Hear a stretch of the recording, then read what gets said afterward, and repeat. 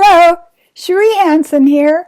I am recording this fairly late for me. It's 6:33. What I'm finding in my life as I'm observing it is kind of like, an elephant that has the chair on top and the rider is up there. It has a high view and can see what's going on. And I'm noticing that for me, I am finding that at this stage in my life, I'm quick to understand when something is too much. When I was younger, imagine us. We've got the Easter baskets and we're out in the yard trying to get every egg and every bit of chocolate and every hidden treasure. And then, you're 16 and you want to have all the excitement and the parties and the friends. And then for me, when I was 20, I wanted to read all the books. And I am so interested. It's interesting to me to see at this time in my life, I'm coming to understand that there is the native way of subsistence. In other words, if you're nomad traveling from place to place, you don't have a whole collection of stuff to carry around and take care of. But in our lives, we were sent out into the world, and I speak for those of us who went through the 50s. The more you have, the better you are. The more you own, the more important you are. The more things you have to take care of, the busier you are. And the busier you are means that you are important. Because the word busy means important. That's all it means. How are you? Oh, busy! like it's a badge. I got my busy badge. Where shall I sew it on? I don't want to put it on my favorite sweater. But so I am looking at, I've got my Airbnb. I've got this coaching business and psychic readings. I have 2 large yards to take care of. And Lord help me, I've got this. This is a huge responsibility. There are eyes and ears and nose hairs and throat and clothing and, thigh muscles and lungs, and it's just like, I see somebody who's standing in a line waiting to be given this giant pile of folded things to care for. And I got to this part in my life and I'm just going, I look around and I go, I'm never going to read those books. I'd have to have 4 heads to wear as much makeup as I have. Or be a head like on Easter Island. There's lots of makeup on that one face. And so I get to a place where I can see how confusing a plethora of objects is to me. It's kind of strange to move around to the other side, the dark side of the moon, and see what it looks like. Because this side is the side that I've looked at since I was 20. How much are you worth? How busy are you? How much stuff have you got to carry around? And now it's to a place where I'm getting really alert. I have 10 pairs of pants in my drawer that I can't wear because they're too big for me. It's crazy. It's insane. So when we start to look at what we have, and this is the question I have for everything that I own, not how do I take care of it? That's not the question. The question is, does it serve me? Does having these things serve me?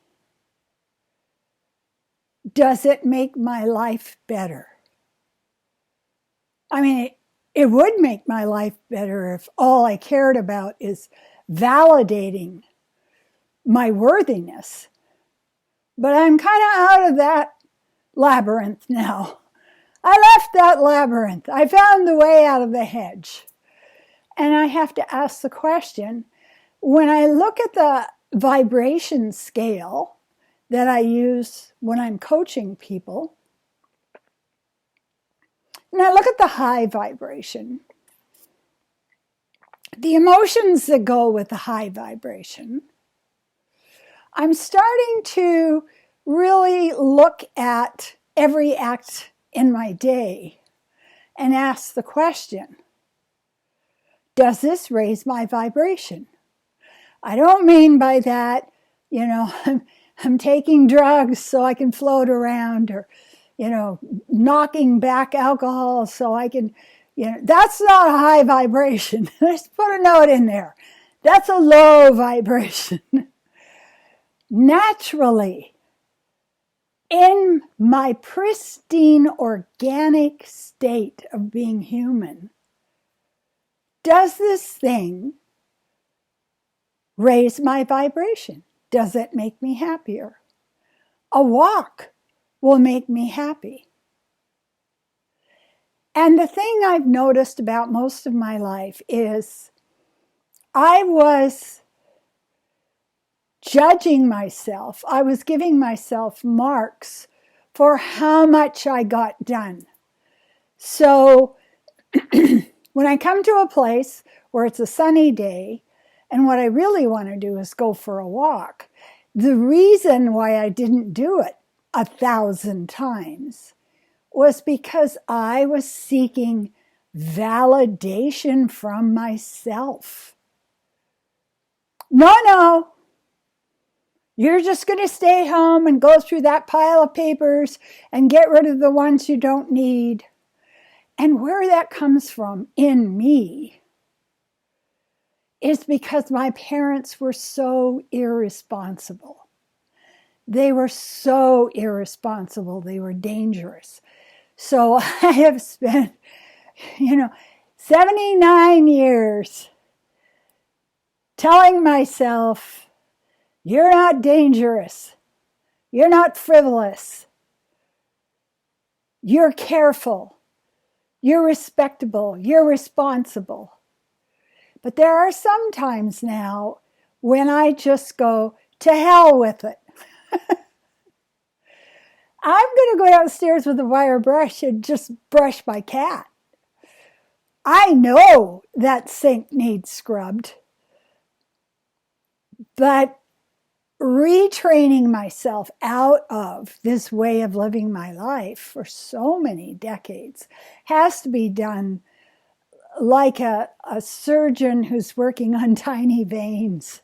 It's microscopic surgery. It's a little tiny bit today, a little tiny bit tomorrow.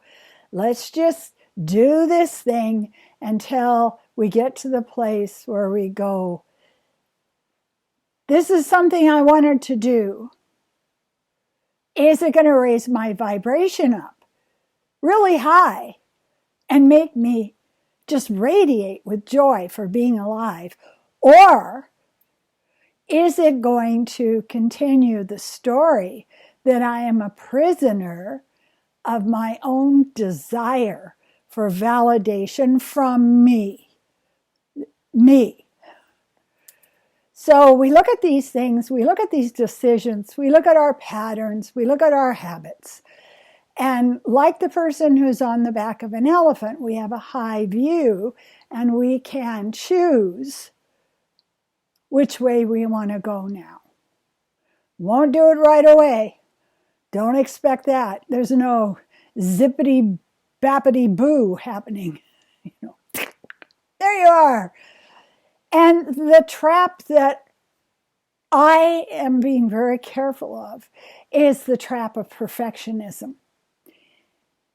If I do this and this and this, will I then be perfect enough so that I will let up on myself?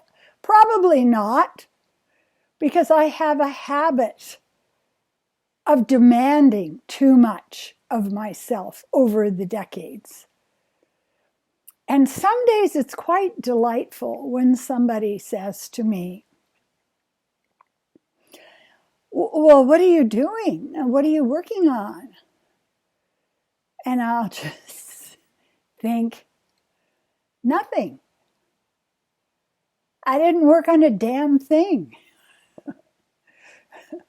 I floated around the house like a southern belle with a feather duster and just did this and did that. There was no pattern to it. There was no goal. It was all fairy, bee landing on a flower, magical, unplanned, exploring the environment of myself. Explore the environment of myself. Isn't that amazing? So let's do that. Let's pay attention to when you feel your vibration is high, not pleasure. Pleasure is a low vibe and it wears out. Once the bag of cookies is gone, it's gone forever. There are no more cookies in the universe. But if you get to a place where you find that wire brushing the magnificent Todd puts you in a place of gratitude and calm and just admiration for the beauty of the relationship that a pet can give you, then you're starting to catch on. Okay? Thank you so much. Please do like and subscribe to my YouTube channel. 3 of us in our writing group tonight talked about floating or flying. We weren't connected. That wasn't the topic, but we all did that. We all did floating off the earth. That's where we are right now. We're floating. We're floating away from the old heavy reality, and we haven't found the new one yet. We haven't. But we're strong of heart. We know. Keep our vibration high, pay attention, make good choices, and you will be creating a beautiful new world. We'll get there. I believe it. So do get a hold of me if you want a psychic reading or if you want a life plan coaching. I'm there for you. I will help you. I appreciate you.